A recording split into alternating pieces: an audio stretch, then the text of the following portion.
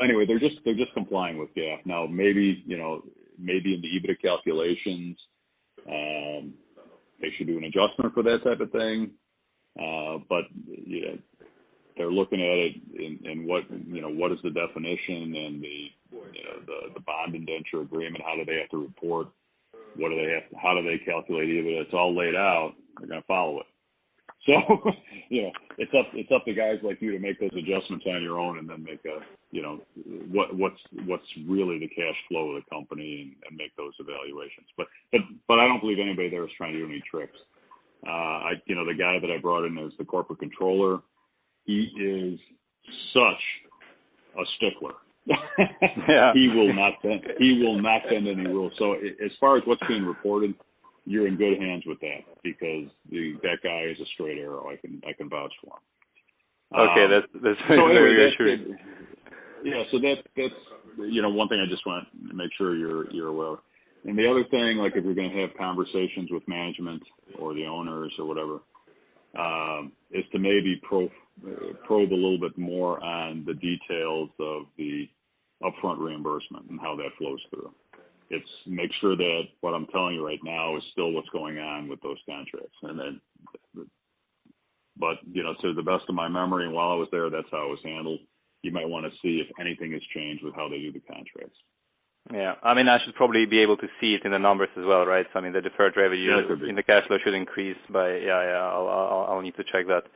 But overall, if there is one thing to focus on, sort of trying to understand the performance going forward, I mean, is it fair to say that it is the contract wins, or net contract wins, and net sort of run rate revenue gains from these net contract wins, right? I mean, this has to be, because you sort of have to assume that whatever revenue whatever net revenue they're winning, it has to be sort of at a decent enough margin, right? Yes. Or at least margin positive, and sort of that will be the key driver.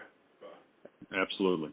These are the contracts that are still in existence, that are going from year to year because you have a long-term contract. Usually they are not going to change for the worse. Usually they're going to slightly improve on a percentage basis because of what I was telling you. The increased productivity, even if you have to share it, and then the new services that are being sold to the customer.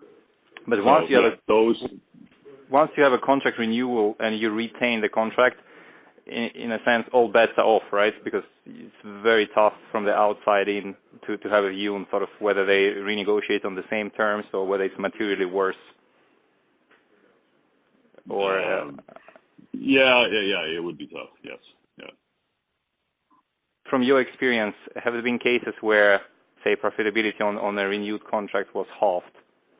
I mean, I can just imagine a scenario, right? So let's say it's 2015 or 2016 when the margins, 2014, when the margins were around 20% area, and you're negotiating with the customer, and the customer says, well, you're making 20% margin on this. It's still, either I bring it in house or you accept a 10% margin. I mean, can that happen?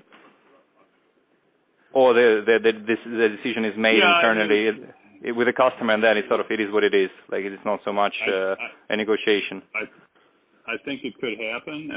They're not going to say it in those terms because they don't have perfect information, but they can say if you can do it for this, and then it's an internal evaluation at Neovia whether they'll accept that or not. And I don't know what their mindset is, because I think they're on their third CEO. I was there with Jost, and we had a temporary guy that was a cat guy, and then now they've got somebody else. So I don't know what that mindset is right now. But, personally, if I was looking at that and say I was making 20% on a contract, and, I've been making it for 7 years, now it's up for renewal, and they said you have to do it for this price, and that price would only yield 10%, I would be looking at it as incremental profit or basically a total reduction of the profit versus exactly incremental profit. I would still take it.